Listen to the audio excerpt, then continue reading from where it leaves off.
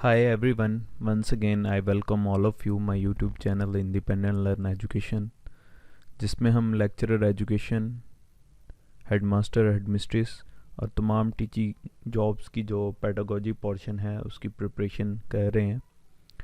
इसमें हमने educational psychology का चैप्टर स्टार्ट किया हुआ है जिसमें कल हमने जीन पियाजे को स्टडी करना स्टार्ट किया था। जीन पियाजे की थ्योरी ऑफ कॉग्निटिव डेवलपमेंट की हमने कुछ बेसिक टर्म्स को कल डिस्कस किया था। आई होप वो आपको बेहतर तरीके से समझ आ गई होंगी। आज हम इसकी जो कॉग्निटिव डेवलपमेंट है उसकी स्टेजेस को डिस्कस करने जा रहे हैं। जीन पियाजे ने कॉग्निटिव डेवलपमेंट को 4 बेसिक स्टेजेस के अंदर डिवाइड किया है। फर्स्ट है sensory motor stage, second pre operational stage, third है कंक्रीट ऑपरेशनल स्टेज और फोर्थ है फॉर्मल ऑपरेशनल स्टेज। ये स्टेजेस एज वाइज डिवाइड की गई हैं और हर स्टेज बड़ी इम्पॉर्टेंट है आपके एग्ज़ाम के पॉइंट ऑफ व्यू से, एमसीक्यूज़ के पॉइंट ऑफ व्यू से, और लाजमी क्वेश्चन आते हैं हर एग्ज़ाम के अंदर कॉग्निटिव डेवलपमेंट की स्टेजेस से।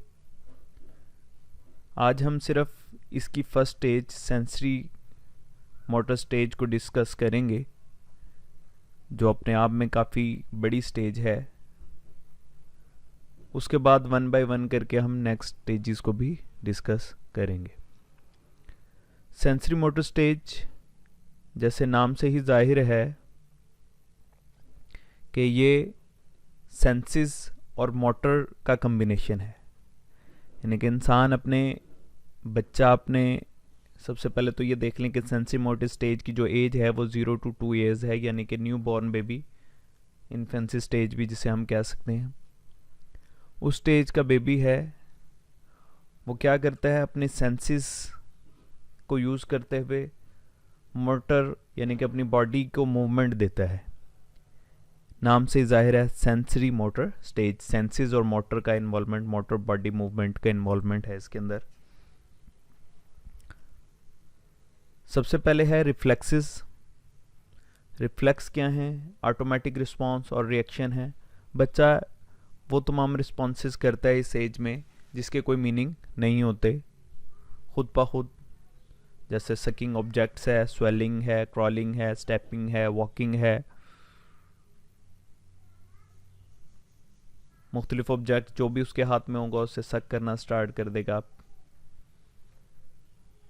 कोशिश करेगा क्रॉल करने की। ये रिफ्लेक्सेस हैं, उसकी बॉडी मूवमेंट है, हाथों को हिलाना, उठाना, खेलना, खींचना, पकड़ना, ये तमाम क्या हैं उसकी रिफ्लेक्सेस हैं जिनका कोई मीनिंग नहीं है, बस ये उसकी उस स्टेज के ऑटोमेटिक रिस्पॉन्स है।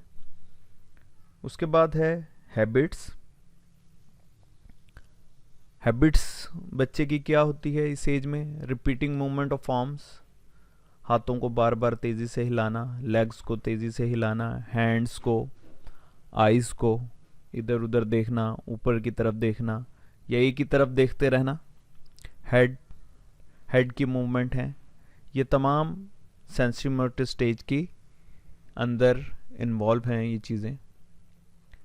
ये इस पिक्चर के ज़रिए आप देख भी सकते हैं कि मैंने इसको थोड़ा सा एक्सप्लेन करने की कोशिश की है कि कैसे सेंसेस बच्चा अपने हैंड्स को यूज़ करता है, टच करता है, चीज़ों को फील करता है, आंखों से चीज़ों को देखता है, पहचानता है, जैसे वो अपनी माँ को पहचानता है, अपने घर में मौजूद दूसरे जो पर्सन हैं उसके बहन भाई उनको पहचानता है, उनसे मानूस होता है, ज़ुबान के ज़रिए टेस्ट करता है, स्मेल करता है, सुनता है, आवाज़ों को पहचानता है।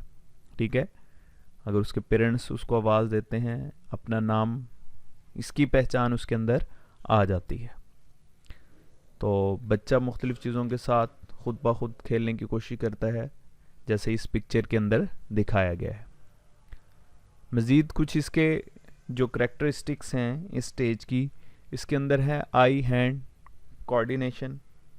बच्चे का आंखों के साथ, हाथों के साथ कोऑर्डिनेशन है, चीज़ों को देखता है, देख के चीज़ों को पकड़ने की कोशिश करता है, यानी कि आइज़ देखने की हिस्स को, सेंस को वो इस्तेमाल करते हुए चीज़ों को टच करने की कोशिश करता है। फिर बच्चे के अंदर इसी स्टेज के अंदर ऑब्जेक्ट परमानेंसी आ जाती है, नोइंग अबाउट इनविजिबल ऑब्जेक्ट्स, चीज़ों को वो जानने लग जाता है, पहचानने लग जाता है। जैसे माँ या बच्चों के साथ खेलते हुए मुंह के आगे हाथ रख लेते हैं तो बच्चा एकदम से क्या सोचता है कि माँ वहाँ से चली गई है, लेकिन उसे पता होता है कि वो मौजूद है। जैसे ही आप हाथ उठाते हैं, हटाते हैं, तो वो देख के अपनी मदर को क्या हो जाता है, हैप्पी हो जाता है, चीज़ों का उसका पता चलने लग जाता है। टॉयज़ को देखता है, ऑब्जेक्ट परमानेंसी आ जाती है, चीज़ों को देखता है, पहचानता है, पकड़ने की कोशिश करता है। उसके बाद है ट्रायल एंड एरर एक्सपेरिमेंट, चीज़ों को बार बार करता है, गलत करता है। आपने देखा होगा कि बच्चे रिपीट करते रहते हैं चीज़ों को। कोई काम करने लगेंगे, पेन पकड़ने लगेंगे, सही नहीं पकड़ा जाएगा, उसे लिखने की कोशिश करेंगे, नकल उतारते हैं, ठीक है। तो बार बार चीज़ों को ट्रायल एंड एरर एक्सपेरिमेंट से वो गुजर रहा होता है उस स्टेज में। एक्सपेरिमेंटेशन एंड क्रिएटिविटी, इस स्टेज के अंदर बच्चे एक्सपेरिमेंट करते हैं, चीज़ों को देखते हैं, ऑब्जर्व करते हैं। आप उन्हें बच्चों को अकेला छोड़ दें तो वापस आके आप देखेंगे उसने हर चीज़ बखेर रखी होगी। बच्चे के अंदर क्यूरियोसिटी होती है इस एज में, देखता है, चीज़ों को बनाता है, जोड़ता है, ठीक है। इसी वजह से जो जेन पियाजे ने जो चिल्ड्रन है उसे लिटिल साइंटिस्ट का नाम दिया है। बहुत इंपॉर्टेंट एमसीक्यू है, बहुत दफ़ा पूछा जा चुका है कि किसने बच्चों को लिटिल साइंटिस्ट कहा है, तो ये जेन पियाजे ही हैं जिन्होंने इनकी एक्टिविटीज़ को देख के बच्चों की इन्हें लिटिल साइंटिस्ट का नाम दिया है। अब कुछ और करेक्टरिस्टिक्स हैं, जैसे गोल डायरेक्टेड बिहेवियर। अब इसके अंदर गोल आप एज ए बड़ी एज के गोल को नहीं कंसीडर करेंगे कि हमारे जैसे एम्स होते हैं, गोल्स होते हैं, वो नहीं है। गोल डायरेक्टेड बिहेवियर आपको एग्जांपल से समझ आ जाएगी कि आप बच्चे को पानी के गिलास की या उसके फीडर को दिखा के उससे थोड़ा सा फासले पर रख देंगे तो बच्चा उस फीडर तक पहुंचने के लिए क्या करेगा, कोशिश करेगा। अब उसका गोल क्या है, उस फीडर तक पहुंचना। तो ये गोल डायरेक्टेड बिहेवियर बच्चे के अंदर आ रहा है। आप चीज़ों को उसे दिखाते हैं तो बच्चा उस तक पहुंचने की कोशिश करता है। ये क्या कहलाता है, गोल डायरेक्टेड बिहेवियर कहलाता है उस बच्चे का।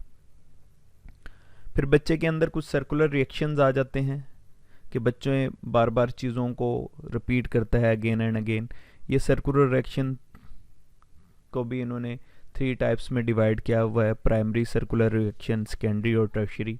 प्राइमरी में बच्चा अपने हाथों को ही सिर्फ मूव करता है, सेकेंडरी में दूसरे ऑब्जेक्ट्स के साथ बच्चा खेलना स्टार्ट कर देता है, तो थर्ड में अपने हाथों और दूसरे ऑब्जेक्ट्स के साथ जो है ना उसका जो कोऑर्डिनेशन है या उसका जो प्लेइंग मेथड है वो क्या कहलाती है, सेकेंडरी सर्कुलर रिएक्शंस कहलाते हैं। उसके बाद इसकी जो करेक्टरिस्टिक्स है वो टेक्टाइल प्ले है। टेक्टाइल प्ले के अंदर क्या है कि बच्चा ऐसी चीज़ों के साथ खेलना पसंद करता है, टेक्टाइल, जिसे वो छू सकता है, महसूस कर सकता है, टच कर सकता है। Child like to play with things which can easily manipulated, वो उन चीज़ों को पकड़ता है, हाथ लगाता है, उससे नई चीज़ें बनाता है और उससे खेलना वो पसंद करता है। तो ये भी इसकी एक करेक्टरिस्टिक्स हैं यहाँ, टेक्टाइल प्ले। एक और भी इसके अंदर स्टेज आ जाती है, एक और करेक्टरिस्टिक्स आ जाती है जिसे हम डेफर्ड इमिटेशन भी कहते हैं। ये जो डेफर्ड इमिटेशन है या इमिटेशन है ये प्री ऑपरेशनल के अंदर भी होती है, प्री ऑपरेशनल में थोड़ी ज़्यादा होती है, लेकिन जो बच्चा सेंसरी मोटर में भी इसका कभी कभार ये करने की कोशिश करता है, इमिटेशन यानी कि किसी को कुछ करता हुआ देखना तो वैसे ही करने की कोशिश करना, इसे हम डेफर्ड इमिटेशन या इमिटेशन भी कहते हैं। आई होप आपको सेंसरी मोटर स्टेज बहुत ज़्यादा अच्छे तरीके से समझ आ गई होगी कि ये 0 to 2 एज है और इसके अंदर बच्चे के अंदर क्या चेंजिंग हो रही हैं वो आप ऑब्ज़र्व कर सकते हैं। इसे आप अपने रियल लाइफ के साथ भी अटैच कर सकते हैं। जिनके अपने बच्चे हैं वो इस एज के बच्चों में ये सारी करेक्टरिस्टिक नोट कर सकते हैं। जिनके अपने नहीं हैं वो अपने छोटे बहन भाई, आपके रिलेटिव्स के अंदर जो इस एज के बच्चे हैं, तो उसके उस एज में इन करेक्टरिस्टिक्स को आप देख सकते हैं। अब हम नेक्स्ट अपने जो है नेक्स्ट स्टेज के साथ नेक्स्ट वीडियो में हाजिर होंगे। ठीक है, अब तक के लिए हम अपने मोटो के साथ एंड करते हैं। Learn and lead the world independently. Subscribe my channel. My best wishes with all of you. Thanks.